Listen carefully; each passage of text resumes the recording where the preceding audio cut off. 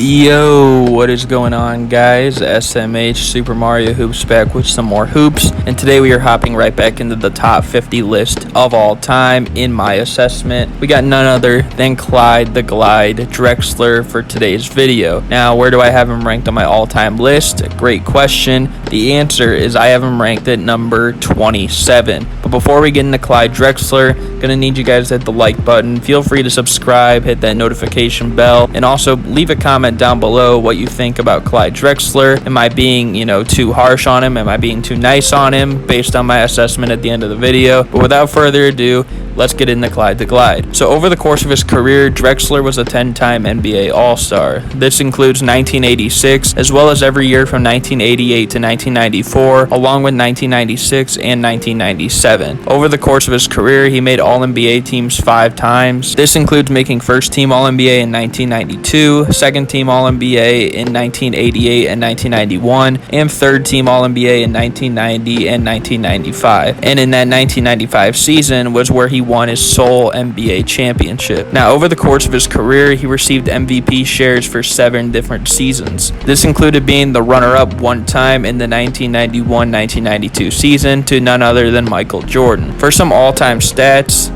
he has a 0.173 win share per 48 rating. This puts him 57th of all time. He also has a 5.4 box plus minus, which is good for 17th in NBA history, a 4.1 offensive box plus minus for 27th all time, and even as a guard, he has a 1.3 defensive box plus minus, which puts him 70th all time. In terms of some win shares, he has 135.6 total, good for 34th all time, 85.6 of those which are offensive win shares, which puts him 33rd all time, and 49.9 defensive win shares, which puts him 46th all time. And in terms of steals, he has a 2.0 steal per game average, which is the 11th highest in NBA history, along with 2,207 total steals, which puts him 8th all time. And another fun fact is that he has 6,125 assists, which ranks him 34th all time, but it's the most all time for a shooting guard in NBA history. Now, something that needs to be made clear is that Clyde the Glyde Drexler was a very good defender.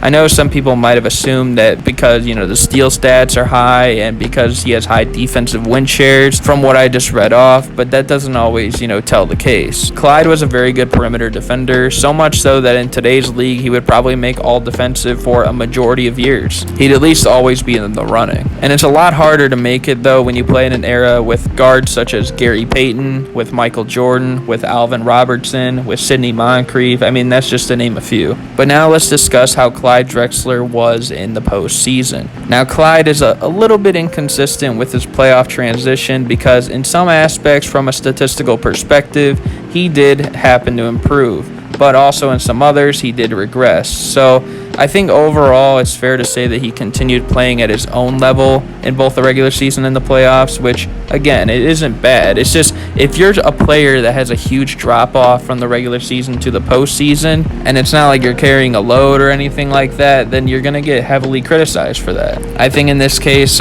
Clyde is pretty fine. Now, in his first 6 playoff appearances for Drexler, he only managed to win 1 playoff series, and in that time, he did that in 1985 against Dallas in the first round, but Clyde had still not become the clear-cut best player on the team in that season.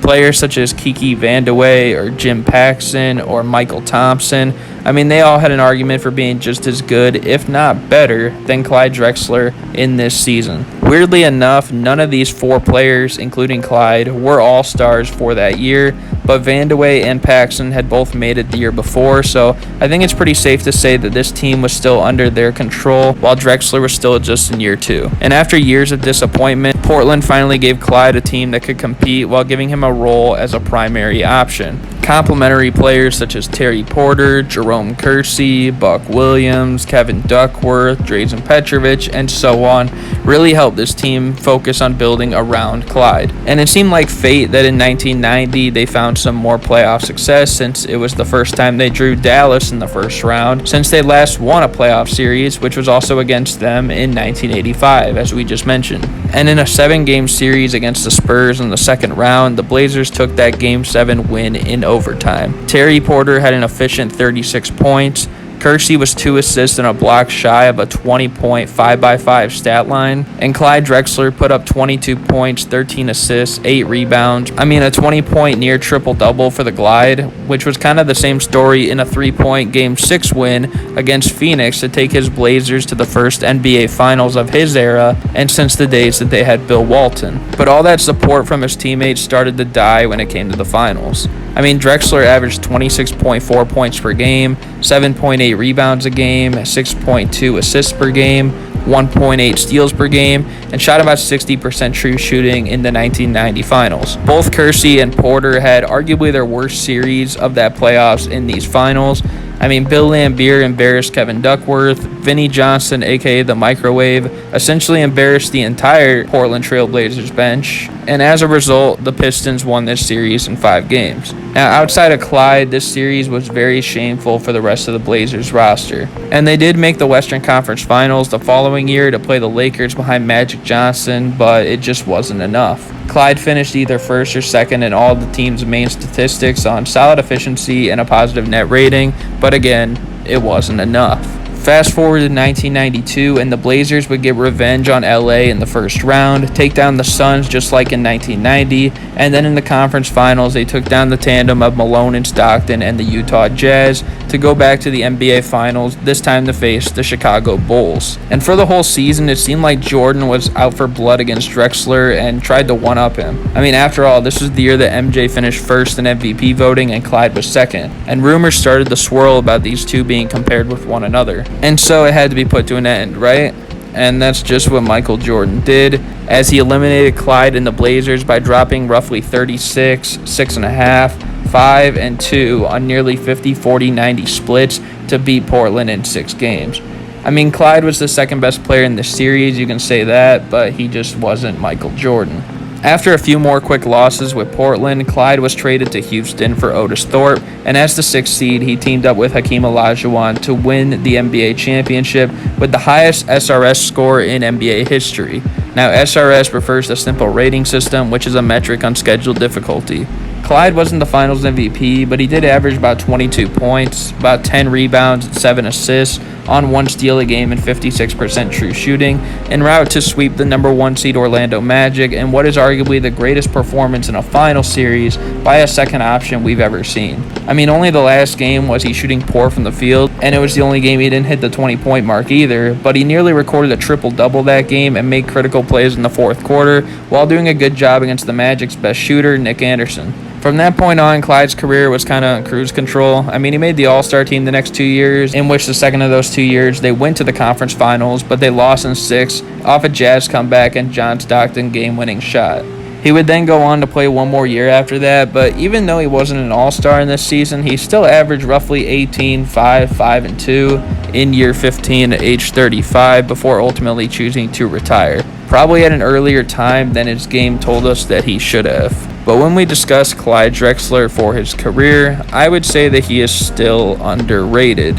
I mean, it's hard enough to lead a team to the finals in your prime, but he did that twice.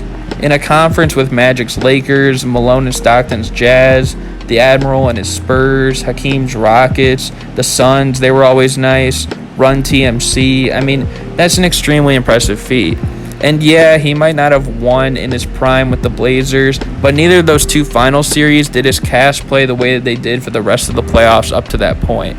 I mean, when he was with Houston, with their deep list of consistent supporting players, along with Hakeem Olajuwon as a co-star to Drexler, he played extremely well and won a championship to solidify his legacy. And don't sleep on his defense once again, because in today's era, he would be seen as elite in that category as well. So I hope you guys enjoyed this video. If you did, be sure to like, comment, subscribe. Let me know what you think again about Clyde the Glyde Drexler, because not enough people talk about him lately. I mean, just the other day, I was seeing more and more people disrespect him on Twitter, on TikTok. And I personally think that he has top 5 shooting guard all-time credentials. I mean, a lot of people would like to say guys such as Allen Iverson and James Harden are higher than him, but I've just yet to see it. I mean, Harden, of course, there's still more time in his career. Maybe he can, in my opinion. In yours, he might already be over Clyde Drexler.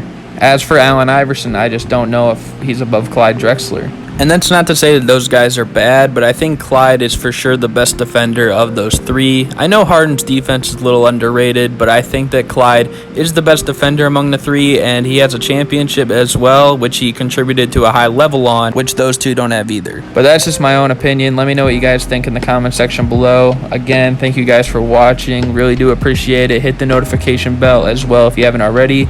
But I think that's going to do it for me. So, yeah, I'm out. Peace.